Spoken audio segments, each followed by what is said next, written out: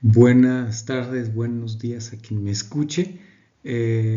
Aquí voy a dejar un videito que me pidió una colega sobre lo que he estado investigando de manejo de almacenamiento de datos, sustentados en marcos legales, como es la norma 004, la Ley Federal de Protección de Datos Personales, y bajo el Código de Ética de Psicología en México. Estos son los contenidos que vamos a ver en este video. Primero quiero empezar por el expediente clínico.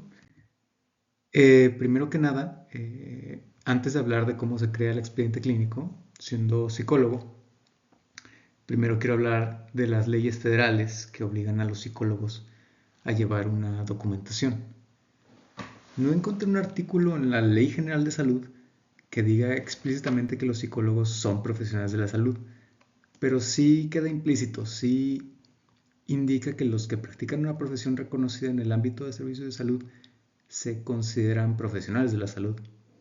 Yo aquí asumo que la psicología es una profesión reconocida porque requiere sus credenciales y conocimientos específicos de salud y psicopatología.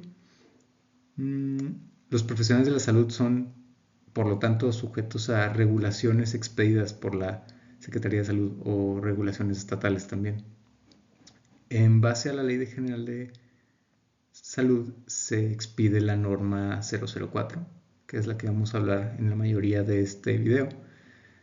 Esta es una de esas regulaciones donde dice que todos los psicólogos, como todos los demás profesionales de la salud, tienen que mantener un expediente clínico por obligación.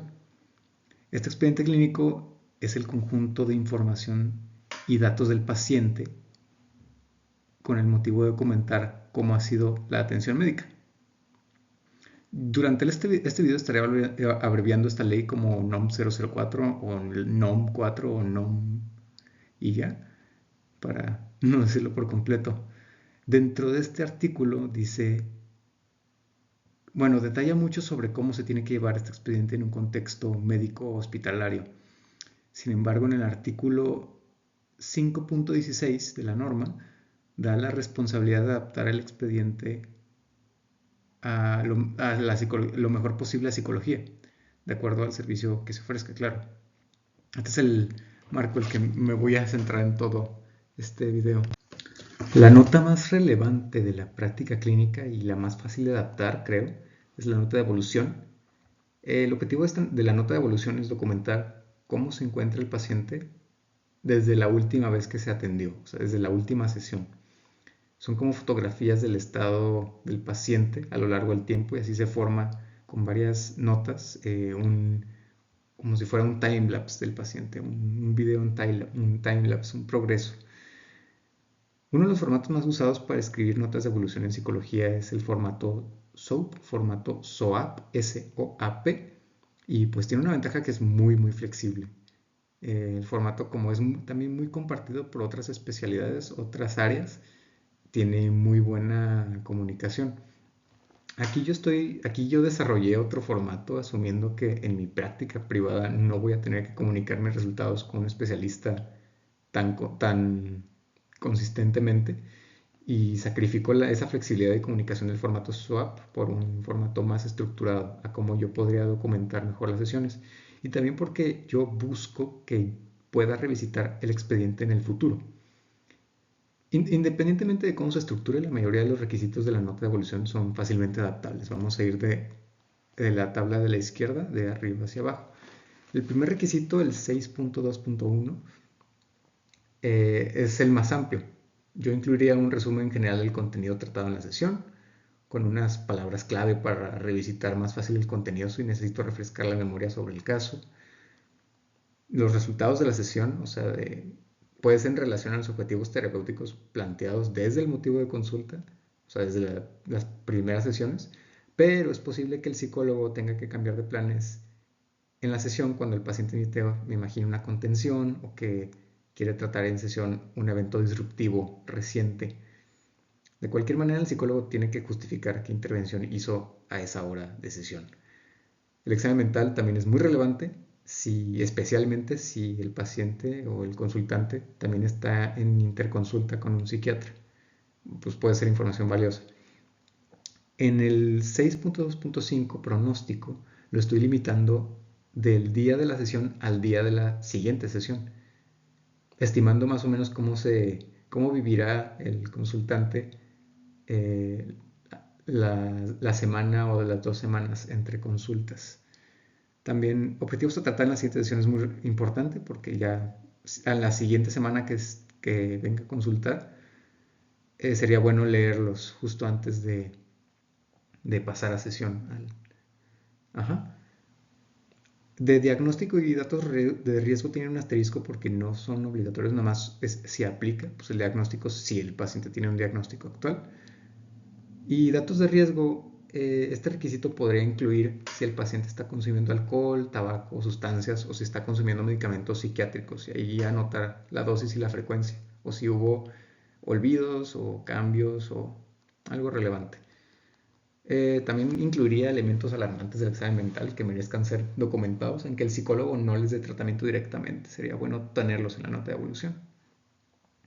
En esta tabla de la izquierda me salté los puntos 6.2.2 y el 6.2.3.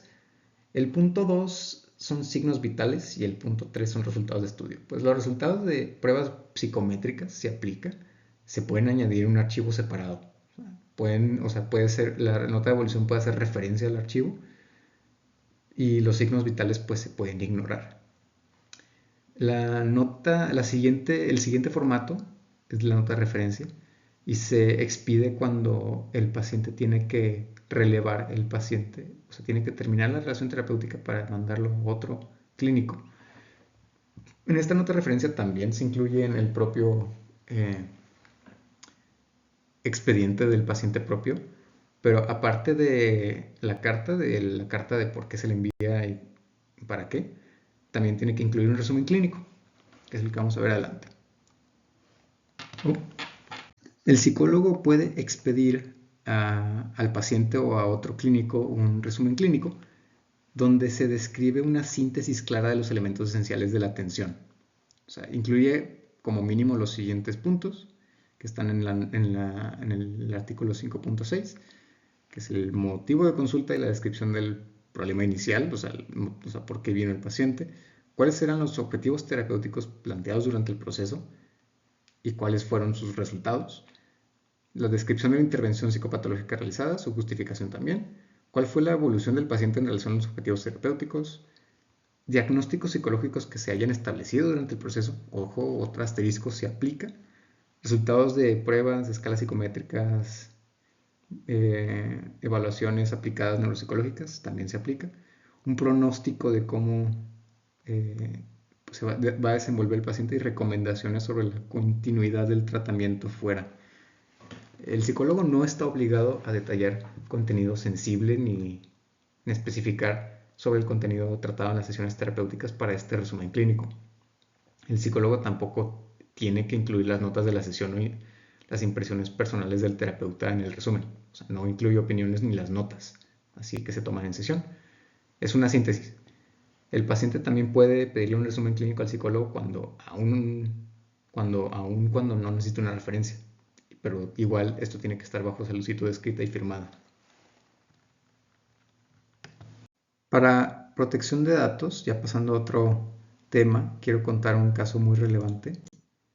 Este caso fue en la Ciudad de México y lo cuenta el Instituto Nacional de Transparencia, Acceso a la Información y Protección de Datos Personales, la INAI, pues emite este comunicado con ese código donde comparte el caso de un doctor que exhibe sin autorización el estado de salud de su paciente con otro clínico. La INAI condena este acto, pero aunque la NOM 004 ya prohíbe esta práctica bajo el derecho de confidencialidad y titularidad del expediente, en el artículo 5.4, la INAI también argumentó la disputa en base a la Ley Federal de Protección de Datos Personales en posesión de particulares. Es la LFPDDPP, son muchas letras, pero por motivos de este video le vamos a referir como LFP o Ley Federal de Protección de Datos. La INAI argumenta que el error del doctor no solo fue en divulgar los datos personales, como lo establece la NOM 04. Según la LFP, también se incumplió la obligación de informar al paciente en cómo serían utilizados sus datos dentro de la institución. Esto implica que la información y los datos personales recabados durante la sesión psicológica están sujetos al mismo marco de protección a las que se les obliga a los hospitales, y no solo a los hospitales, sino a las empresas de tecnología, a las escuelas, a los bancos y otros entes, cualquier ente privado que maneje datos personales. Los psicólogos no solo tratan con datos personales, sino con datos personales muy sensibles, o datos muy íntimos de la vida del paciente, que su uso indiscriminado puede causar un daño, y el expediente tiene que tratarse asumiendo esa importancia. Tiene que manejarse y también la información hablada. El contenido de la ley que tratará, esta exposición tratará del aviso de privacidad y los derechos al cual el paciente contenidos en la LFP. Rapidísimo quiero exponer el derecho del paciente a la titularidad, que viene tanto en la NOM como en la LFP, la titularidad del expediente y de datos. En la relación terapéutica, el paciente es dueño de su expediente y de su información personal. De manera similar a los derechos de autor, donde el creador es dueño de su obra, el paciente es dueño solamente del contenido del expediente y de sus datos. En un ejemplo así muy tonto, muy burdo, si el paciente solicita acceso a una parte de su expediente clínico, el psicólogo le puede entregar una copia, pero no está obligado a entregarle el papel original o el disco duro donde se almacena, o sea, tiene que darle una copia. El paciente, como es dueño del contenido del expediente, puede hacer valer sus derechos ARCO, que vamos a exponer a continuación. Nos vamos a ir uno por cada derecho ARCO, es un acrónimo. La A del ARCO es acceso, donde el titular del expediente tiene acceso a obtener los datos personales del titular que posee, o sea, del titular que posee los datos, o sea, el psicólogo. En rectificación, el titular tiene derecho a solicitar la corrección o la actualización de los datos personales si están equivocados o si necesitan cambiarse. La cancelación es el derecho a solicitarle al psicólogo la eliminación de su expediente de sus datos personales o de cualquier otra base de datos. Y la posesión es el derecho a negar el uso a los datos personales a los fines propuestos. Al ser titular, el consultante tiene derecho al contenido del expediente clínico, bajo el derecho de acceso. El psicólogo puede expedir tanto resumen clínico como otras constancias de acuerdo al artículo 5.6 de la NOM. El paciente no tiene acceso a las notas que se realizan en consulta. Y para solicitar cualquiera de estos derechos, para hacerlos valer, tiene que haber una solicitud por escrito y es opcional que esté un representante legal. Eso es todo. Pasando al tema de consentimiento informado y privacidad, el psicólogo tiene la obligación de explicar al consultante los beneficios que se buscan de la terapia y los posibles riesgos que puedan conllevar. Estos dos fragmentos los estoy sacando del Código Ético del Psicólogo, que lo publica la Sociedad Mexicana de Psicología. Si bien la terapia no supone un riesgo físico al paciente, sí se le tiene que informar que el proceso puede ser emocionalmente angustiante y que requerirá al menos de un compromiso para pegarse al tratamiento. El paciente da su consentimiento por escrito en carta, donde el paciente sí da una autorización escrita para proceder. El consentimiento busca maximizar la autonomía del consultante en la relación terapéutica, dando base a una relación colaborativa y no autoritaria. Dentro de la información que el psicólogo tiene que explicar al consultante, es de que todo lo que se diga en terapia se tratará bajo secreto profesional. Y ahí está la intersección entre los derechos de protección de datos y del Código Ético del Psicólogo, de la información confidencial. Recordando el caso del doctor de la Ciudad de México, la INAI asume que parte del error del doctor fue no decirle al paciente cómo se iban a tratar sus datos. Esta información se debería transmitir en forma de un aviso de privacidad. La Ley Federal de Protección de Datos Personales tiene requisitos mínimos que los están viendo en pantalla, están copy-pasteados. sobre el manejo de datos personales sensibles. Decidí hacer un aviso de privacidad que voy a adjuntar en la descripción del video, pero aquí expongo los requisitos.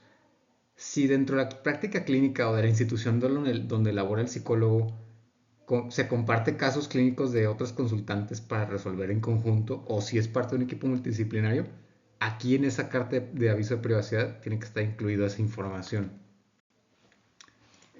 Ya para acabar, quiero poner así dos preguntas que me surgieron cuando estaba leyendo sobre esto.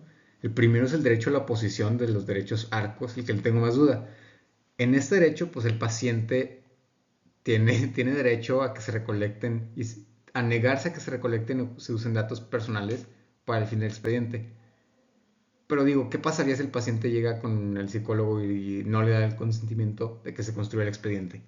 Pues está el choque entre el interés de la obligación del terapeuta de construir y mantener el expediente, como lo dice el artículo 5.1 en la NOM, con el deseo del paciente, del consultante. Bajo mi criterio, el psicólogo puede hacerle saber al paciente sobre su obligación, sobre su derecho a negarse, pero me pregunto de qué otra manera el psicólogo puede evaluar y presentar los resultados obtenidos en la sesión en todo el proceso terapéutico si no es mediante el expediente escrito. O sea, en mi opinión, el expediente también es una herramienta para trabajar del psicólogo y que del consultante también es una herramienta compartida. Al que el consultante es titular, que tiene derecho al acceso, claro, pero se usa en fin de mejorar de la salud mental del paciente. Yo siento que si el consultante, el paciente, se niega a que se construya, no se puede seguir esta relación terapéutica. Otra duda que me surgió, pero creo que ya está un poco más resuelta que esta, es ¿qué pasa si un niño adolescente, bueno, un adolescente casi llegando a mayoría de edad, solicita por escrito un resumen clínico o una constancia? Los tutores en este caso también pueden actuar en representación del menor de edad.